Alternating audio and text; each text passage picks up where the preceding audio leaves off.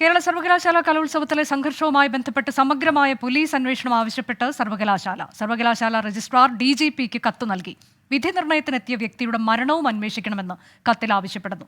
കേരള സർവകലാശാല യൂണിയന്റെ കാലാവധി നീട്ടി നൽകില്ല എന്ന് VC അറിയിച്ചു. കോഴാരോപണത്തിന്റെ FIR അതിനിടെ പുറത്തുവന്നു. മരിച്ച വിധികർത്താവ് PN ഷാജിയാണ് ഒന്നാം പ്രതി. ജോമറ്റ്, സൂരജ് എന്നീ നൃത്ത പരിശീലകർ 2ഉം 3ഉം പ്രതികളാണ്. വിധികർത്താവായ PN ഷാജി നൃത്ത പരിശീലകരുടെ സ്വാധീനത്തിന് വഴങ്ങിയെന്നും പ്രതികൾ സർവകലാശാലയോടും വിദ്യാർത്ഥികളോടും കുറ്റകരമായ വിശ്വാസവഞ്ചന ചെയ്തുവെന്നുമാണ് FIR-ലുള്ളത്. വിശ്വാസവഞ്ചന ഉൾപ്പെടെയുള്ള വകുപ്പുകൾ ചുമത്തിയാണ് കേസെടുത്തിരിക്കുന്നത്. അതേസമയം കലോത്സവത്തിൽ SFI അക്രമം അഴിച്ചുവിട്ടുവെന്നും വിധികർത്താവ് ഷാജിയുടെ ആത്മഹത്യ SFIയുടെ ക്രൂരതയാണെന്നും പ്രതിപക്ഷ നേതാവ് പ്രതികരിച്ചു. SFIക്കെതിരെ കൊലക്കുറ്റം ചുമത്തണം എന്ന് VD സതീശൻ പറഞ്ഞു. കൊലക്കുറ്റത്തിനാണ് യഥാർത്ഥത്തിൽ കേസെടുക്കേണ്ടത്. മുഖ്യമന്ത്രി പിണറായി വിജയൻ ഇവർക്ക് ഒരുക്കി കൊടുത്തിരിക്കുന്ന തണലാണ് ഈ ക്രിമിനലുകൾ ഇങ്ങനെ കേരളത്തിൽ അഴിഞ്ഞാടിക്കൊണ്ടിരിക്കുന്നത്. ഇനി കേരളത്തിലെ രക്ഷകർത്താക്കൾ ഇറങ്ങി ഇവരിൽ നിന്ന് നമ്മുടെ കുട്ടികളെ രക്ഷിക്കാൻ വേണ്ടി ഇറങ്ങേണ്ട സ്ഥിതിയിലേക്ക് കാര്യങ്ങൾ വന്നിരിക്കുകയാണ്. ഷാജിയുടെ മരണത്തിന് ഉത്തരവാദികൾ SFI ആണെന്നും അപമാനം സഹിക്കാതെയാണ് വിധികർത്താവ് ആത്മഹത്യ ചെയ്തതെന്നും KPCC മുൻ അധ്യക്ഷൻ K സുധാകരൻ പറഞ്ഞു. ഈ പറയുന്ന പാപം മനുഷ്യന്റെ മരണത്തിനും ഉത്തരവാദി SFI ആണ്. യൂണിവേഴ്സിറ്റി കലോത്സവത്തിൻ്റെ അകത്ത് മാർഗം കളിയിൽ അവർ പറഞ്ഞ ആൾക്ക് ഒന്ന് ഫസ്റ്റ് കൊടുക്കാനും സെക്കൻഡ് കൊടുക്കാനും ആവശ്യപ്പെട്ടപ്പോൾ ഇദ്ദേഹം അത് നിഷേധിച്ചു എന്നാണ്. ഞാൻ അതിരുന്നൊരുത്ത് വിളിച്ചു, ഇദ്ദേഹത്തോടൊപ്പം വർക്ക് ചെയ്ത അധ്യാപകരെ വിളിച്ചു. അവരൊക്കെ എന്തൊക്കെ പറഞ്ഞു, ഒരു കുറ്റവും അവർ ചെയ്തിട്ടില്ലെന്ന് മാത്രമല്ല നിഷ്പക്ഷമതിയാണ് അയാൾ. ഇതുവരെ അയാളെ പറ്റി ഒരു പരാതി ഉണ്ടായിട്ടില്ല. പക്ഷേ പരാതി SFIക്കാർ ഉണ്ടാക്കിയതാണ്. ഇയാളെ തല്ലി എന്ന് പറയുന്നുണ്ട്, ഇദ്ദേഹത്തെ തല്ലി. വിധികർത്താവിന്റെ ആത്മഹത്യ ദൗർഭാഗ്യകരമെന്നും കലോത്സവത്തിൽ പ്രശ്നങ്ങൾ ഉണ്ടാക്കിയത് നുഴഞ്ഞു കയറിയവരാണെന്നും ഉന്നത വിദ്യാഭ്യാസ മന്ത്രി ഡോക്ടർ R ബിന്ദു പറഞ്ഞു. വളരെ നിർഭാഗ്യകരമായി പോയി.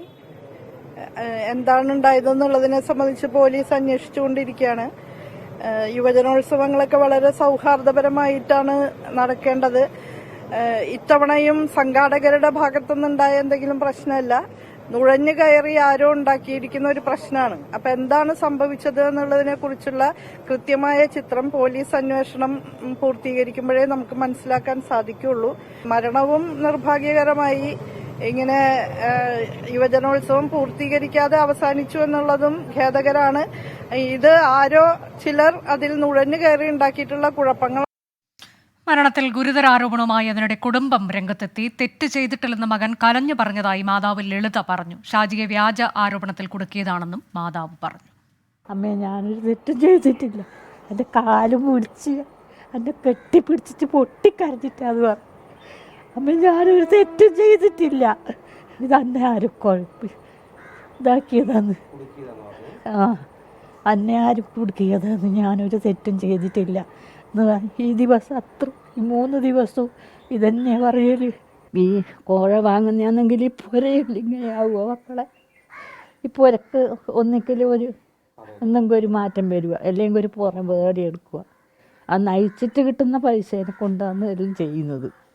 അതിന് പൈസ ഇല്ലെങ്കിൽ എനിക്ക് പെൻഷൻ കിട്ടിയാൽ പറയും, അമ്മ എന്തെങ്കിലും നോക്കട്ടെ എന്ന് പറഞ്ഞിട്ടെല്ലാം വാങ്ങിയിട്ട് പോക്കാം.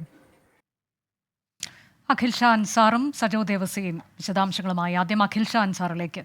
അഖിൽ ഷാ, ഇതിൽ ഗുരുതരമായ ആരോപണം കുടുംബത്തിന്റെ ഭാഗത്തുനിന്ന് ഉന്നയിക്കുന്നുണ്ട്. SFIയെ പ്രതിക്കൂട്ടിലാക്കിക്കൊണ്ടാണ് പ്രതിപക്ഷം രംഗത്തെത്തിയിരിക്കുന്നത്. അതിനിടെയാണ് ഇപ്പോൾ സർവകലാശാലയുടെ ഭാഗത്തു നിന്ന് കർക്കശമായ നടപടി ഉണ്ടാകുന്നത്.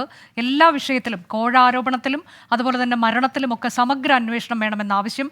യൂണിയന്റെ കാലാവധി നീട്ടി നൽകില്ല. അങ്ങനെ വളരെ കർക്കശമായൊരു ഇടപെടൽ സർവകലാശാല നടത്തിയിരിക്കുകയാണല്ലോ. ഈ വിഷയത്തിൽ ഏത് തരത്തിലേക്ക് കാര്യങ്ങൾ മുന്നോട്ട് പോകുമെന്നാണ് നമ്മൾ കരുതേണ്ടത്? ഇതിൽ പ്രതിപക്ഷം ഇത് വളരെ ഗൗരവത്തോടെ തന്നെ കാണുന്നുണ്ട് എന്നതല്ലേ പ്രതികരണങ്ങളിൽ നിന്ന് നമ്മൾ മനസ്സിലാക്കുന്നത്? അനുജ, നമുക്കറിയുന്നത് പോലെ തന്നെ ഈ കേരള സർവകലാശാല കലോത്സവം അതിൻ്റെ തുടക്കം മുതൽ ആകെ കോലാഹലമായിരുന്നു എന്നുള്ളതാണ് ഏറ്റവും പ്രധാനപ്പെട്ട കാര്യം. ആദ്യ ദിവസം മുതൽ തന്നെ ഇതുമായി ബന്ധപ്പെട്ട് ചില സംഘർഷങ്ങൾ, അതുപോലെ തന്നെ വലിയ രീതിയിൽ ഈ വിധികർത്താക്കൾക്കെതിരായ പരാതികളൊക്കെ വലിയ രീതിയിൽ ഉയർന്നു വരുന്ന സംഭവമാണ്. പിന്നീട് അതിനിടയിലാണ് ഇത്തരത്തിൽ ഈ വിധികർത്താവിനെ ഉൾപ്പെടെ 3 പേരെ പോലീസ് അറസ്റ്റ് ചെയ്ത് കൊണ്ടുപോകുന്നത്. കോഴ ആരോപണത്തിൽ പോലീസ് അറസ്റ്റ് ചെയ്ത് കൊണ്ടുപോകുന്നൊരു സാഹചര്യമൊക്കെ ഉണ്ടായിരുന്നു. അങ്ങനെ ആദ്യ ദിവസം മുതൽ ഈ കലോത്സവം നിർത്തലാക്കുന്ന ആ ദിവസം വരെ വലിയ പ്രശ്നങ്ങൾ ഇതുമായി ബന്ധപ്പെട്ട് നടന്നിരുന്നു.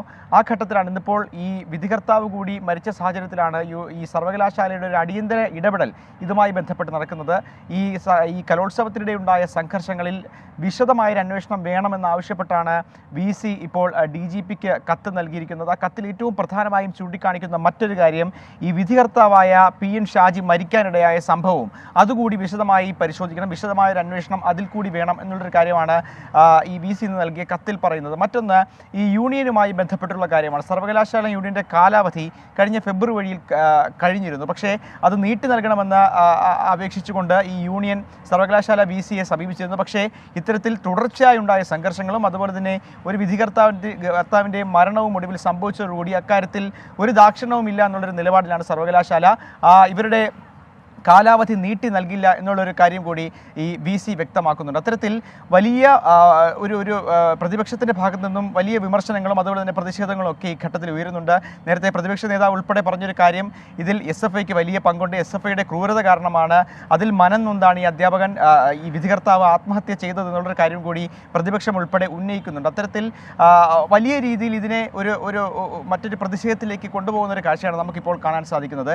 മറ്റൊരു പ്രധാനപ്പെട്ട കാര്യം, ഇതിൽ ഇതിൻ്റെ FIR അല്പസമയം മുമ്പ് പുറത്തു വന്നിരുന്നു. അതിൽ ഒന്നാം പ്രതിയായി കണ്ടോൺമെന്റ് പോലീസ് പ്രതി ചേർത്തിരിക്കുന്നത് ഈ പറയുന്ന മരിച്ച ഈ വിധികർത്താവിനെ തന്നെയാണ്. ഒപ്പം 2ഉം 3ഉം പ്രതികളായി ഈ പരിശീലകരെയും ചേർത്തിട്ടുണ്ട്. അതിൽ ഏറ്റവും പ്രധാനമായും പറയുന്ന ഒരു കാര്യം, ഈ പരിശീലകരുടെ വാക്ക് കേട്ട് അവരുടെ വാഗ്ദാനത്തിന് വഴങ്ങി കൊടുത്തു എന്നുള്ളതാണ് ഏറ്റവും പ്രധാനപ്പെട്ട കാര്യം. അത്തരത്തിൽ വഴങ്ങി ഈ പരിശീലകർ പരിശീലിപ്പിച്ച വിദ്യാർത്ഥികൾക്കായി മാർക്ക് കൂട്ടിക്കൊടുത്തു എന്നുള്ളൊരു കാര്യമാണ് ഏറ്റവും പ്രധാനമായി പറയുന്നത്. അതുകൊണ്ട് തന്നെ വലിയൊരു വിശ്വാസവഞ്ചന സർവകലാശാലയോടും അതുപോലെ തന്നെ വിദ്യാർത്ഥികളോടും ചെയ്തിട്ടുണ്ടെന്നുള്ള കാര്യം FIRൽ വ്യക്തമാക്കുന്നുണ്ട്. ഗുരുതര വകുപ്പുകൾ ചുമത്തിയാണ് പോലീസ് കേസ് എടുത്തിരിക്കുകയും ചെയ്യുന്നത്. എന്തായാലും വരും ദിവസങ്ങളിൽ ഇതുമായി ബന്ധപ്പെട്ടുള്ള അന്വേഷണങ്ങളും അതുപോലെ തന്നെ പ്രത്യേകിച്ച് സർവകലാശാല DGPയെ സമീപിച്ചതിൻ്റെ കൂടി പശ്ചാത്തലത്തിൽ വലിയ രീതിയിലുള്ള വ്യാപകമായ ഒരു അന്വേഷണത്തിന് തന്നെ വഴിയൊരുക്കുമെന്നതിൽ സംശയമില്ല. അനുജ, അതാണ് അഖിൽ ഷാ അൻസാർ നൽകിയ വിവരങ്ങൾ. സജോ ദേവസിയിലേക്ക് കൂടി പോകുന്നു. സജോ, FIRൽ 1-ാം പ്രതിയാണ് ഷാജി. പക്ഷേ ഈ കുടുംബം പറയുന്നത് എന്താണ്?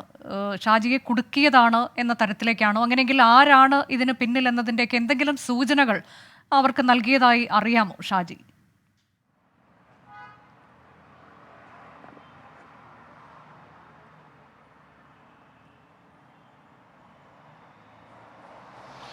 അനുജ, ഈ കേരള സർവകലാശാല കലോത്സവം വിധി നിർണയം ഇതിലെല്ലാം ഇതിലേക്ക് നയിച്ച ദൗർഭാഗ്യകരമായ സംഭവത്തിലേക്ക് അടക്കം നയിച്ച കാര്യങ്ങളിലെല്ലാം സർവത്ര ദുരൂഹതയുണ്ട് എന്നതാണ് കുടുംബം മുന്നോട്ട് വയ്ക്കുന്ന ഒരു പ്രധാനപ്പെട്ട കാര്യം. ഈ സംഭവം ഉണ്ടായത്, അതായത് ഈ കേസിൽ പോലീസ് കസ്റ്റഡി എടുക്കുന്നു, പിന്നീട് കേസ് എടുക്കുന്നു, അതിനുശേഷം വീട്ടിലേക്ക് ഷാജി വരികയാണ് ചെയ്തത്. പിന്നീട് വീട്ടിലെത്തി കുടുംബാംഗങ്ങളോട് പറഞ്ഞത്, ആത്മഹത്യാ കുറിപ്പിലടക്കം അദ്ദേഹം ആവർത്തിച്ച് സൂചിപ്പിക്കുന്നതും കുടുംബാംഗങ്ങളോട് പറഞ്ഞതായി അവർ ഇതിനകം പങ്കുവച്ചതും യാതൊരു പങ്കുമില്ല, ഏതെങ്കിലും നിലയ്ക്ക് കോഴ വാങ്ങിയിട്ടില്ല, വർഷങ്ങളായി വിധികർത്താവായി ഈ രംഗത്ത് സജീവമായി തന്നെയുണ്ട്. പക്ഷേ ഇങ്ങനെയൊരു ആരോപണം ആദ്യമായാണ്. പണം വാങ്ങിയിട്ടില്ല, ഒരു ക്രമവിരുദ്ധമായ കാര്യവും ചെയ്തിട്ടില്ല, ഇത് സത്യമാണ്, തന്നെ കുടുക്കിയതാണ് എന്ന് ആവർത്തിച്ച് കരഞ്ഞുകൊണ്ട് മകൻ പറഞ്ഞുവെന്ന് അമ്മ ലളിത തന്നെ പ്രതികരിക്കുന്നു. അതിൽ ആസൂത്രിതമായ ചില കാര്യങ്ങൾ നടന്നിട്ടുണ്ട്. സഹോദരൻ അനിൽകുമാറും പറയുന്നത് കൃത്യമായ ഒരു ആസൂത്രിത നീക്കം ഉണ്ടായിട്ടുണ്ട്. ചിലർ ഫോൺ വഴിയും മറ്റും സമീപിക്കാൻ ശ്രമിച്ചിരുന്നു. ഇതിനോട് നമ്മൾ ചേർത്ത് വായിക്കേണ്ടത് പ്രതിപക്ഷ സംഘടനകളുടെ വിമർശനമാണ്. കെ സുധാകരനും ഒപ്പം പ്രതിപക്ഷ നേതാവ് VD സതീശനും ഒക്കെ ഉന്നയിക്കുന്ന ഒരു ആരോപണം, ഇതുമായി ബന്ധപ്പെട്ട് സംഘാടകർക്ക്, അതായത് യൂണിയൻ ഒരു താല്പര്യമുണ്ടായിരുന്നു. അതായത് ഒരു കോളേജിൻ്റെ വിജയത്തെ അല്ലെങ്കിൽ അവരുടെ ചില ഫലങ്ങളെ അട്ടിമറിക്കണം എന്നൊരു താല്പര്യം ഉണ്ടായിരുന്നു. അത് മാർ ഇവാനിയസ് കോളേജിൻ്റെ കാര്യത്തിലാണ്. അതിൻ്റെ പിന്നിൽ രാഷ്ട്രീയ താല്പര്യമാണ്. അതിൻ്റെ ഭാഗമായി SFI അല്ലെങ്കിൽ സംഘാടകർ PN ഷാജിയെ സ്വാധീനിക്കാൻ ശ്രമിച്ചു. അതിന് അദ്ദേഹം വഴങ്ങിയില്ല. അതുകൊണ്ടൊരു വ്യാജ കോഴക്കെണിയിൽ, അതായത് ഒരു കോൾ വിളിച്ച് സംസാരിച്ചത് റെക്കോർഡ് ചെയ്ത് അതൊക്കെ തെളിവാക്കി ഒരു വ്യാജ കോഴ ആരോപണം ഉണ്ടാക്കുന്നു. അങ്ങനെ സർവകലാശാല കലോത്സവത്തെ ആകെയും ഒരു ഇനത്തെയും ആകെ അട്ടിമറിക്കാനാണ് ആദ്യം ശ്രമിച്ചത്. പിന്നീട് അത് കലോത്സവം തന്നെ നിർത്തിവെക്കുന്നതിലേക്ക് പോയെങ്കിലും അതിൻ്റെ ലക്ഷ്യം ഇത്തരത്തിലുള്ള ഒരു ആസൂത്രണമാണ് എന്നതാണ് പ്രതിപക്ഷ ആരോപണവും വിമർശനവും. പക്ഷേ അത്രയും കടുത്ത ആരോപണത്തിലേക്ക് കുടുംബം പോകുന്നില്ല. കുടുംബം പക്ഷേ പറയുന്നത്, നേരത്തെ മുഖത്ത് പാടുകളുണ്ടായിരുന്നു, അത് എന്തുകൊണ്ടാണ്, മർദ്ദനമേറ്റതാണോ എന്ന് ഇവർ ആവർത്തിച്ച് ചോദിച്ചിരുന്നു. പക്ഷേ ആ ഘട്ടത്തിൽ മാനസികമായ വലിയ സമ്മർദ്ദത്തിലായിരുന്നു ഷാജി. അതുകൊണ്ട് അക്കാര്യത്തിൽ വിശദീകരണം ഒന്നും പറഞ്ഞിട്ടില്ല. ഈ ആത്മഹത്യാക്കുറിപ്പിൽ അദ്ദേഹം പറയുന്നത് താൻ നിരപരാധിയാണ്, ക്രമവിരുദ്ധമായി ഒന്നും ചെയ്തിട്ടില്ല, കോഴ വാങ്ങിയിട്ടില്ല, ഇതിന് പിന്നിൽ പ്രവർത്തിച്ചവർക്ക്, പിന്നിൽ കളിച്ചവർക്ക് അല്ലെങ്കിൽ അവരെ ദൈവം രക്ഷിക്കട്ടെ എന്നൊരു പരാമർശമാണ് ഉള്ളത്. ഇതിന്മേൽ വിശദമായൊരു അന്വേഷണം വേണം എന്നാണ് പൊതുവെ കുടുംബവും ആവശ്യപ്പെടുന്നത്. ഇതേ കാര്യമാണ്. എന്താണ് സംഭവിച്ചതെന്ന് സംബന്ധിച്ച് വിശദമായ അന്വേഷണം നടക്കണം. ഒപ്പം വിവിധ രാഷ്ട്രീയ സംഘടനകൾ, പ്രതിപക്ഷ സംഘടനകൾ ഒന്നടങ്കം ഇക്കാര്യത്തിൽ, അതായത് ഷാജിയുടെ ആത്മഹത്യയിലേക്ക് നയിച്ച സംഭവങ്ങളിൽ വിശദമായ പരിശോധന ഉണ്ടാകണം. ഒരു കെണിയിൽ, ഒരു ചതിയിൽ അല്ലെങ്കിൽ വ്യാജമായ ഒരു കോഴ ആരോപണത്തിൽ ഇദ്ദേഹത്തെ പെടുത്തിയതാണോ എന്ന എന്നൊരു സംശയമാണ് കുടുംബം പങ്കുവയ്ക്കുന്നത്. അങ്ങനെ അദ്ദേഹം പറഞ്ഞു തന്നെ ഇങ്ങനെ ചതിയിൽപ്പെടുത്തിയതാണ് എന്ന് ഷാജി ആവർത്തിച്ച് പറഞ്ഞിരുന്നതായാണ് കുടുംബം പറയുന്നത്. അക്കാര്യത്തിൽ പരിശോധന വേണം.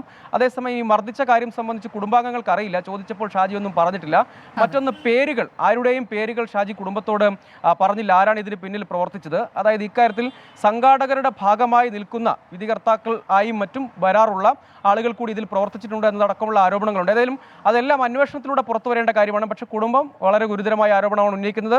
ഒരു പടി കൂടി കടന്ന് വളരെ വ്യാജമായ കെണിയിൽപ്പെടുത്തി അതിന് പിന്നിൽ ഈ സംഘാടകർക്കടക്കം പങ്കുണ്ടെന്ന വിമർശനം പ്രതിപക്ഷവും ഉന്നയിക്കുന്നുണ്ട്. അതൊക്കെ അന്വേഷണത്തിലൂടെ കൂടുതൽ വ്യക്തത കൈവരേണ്ട സമഗ്ര അന്വേഷണം വേണമെന്നുള്ള ആവശ്യം ഇപ്പോൾ ഇതിനോടകം തന്നെ VC യുടെ ഭാഗത്തുനിന്നുണ്ടാകുന്നുണ്ട്, സർവകലാശാലയുടെ ഭാഗത്തുനിന്നുണ്ടാകുന്നു.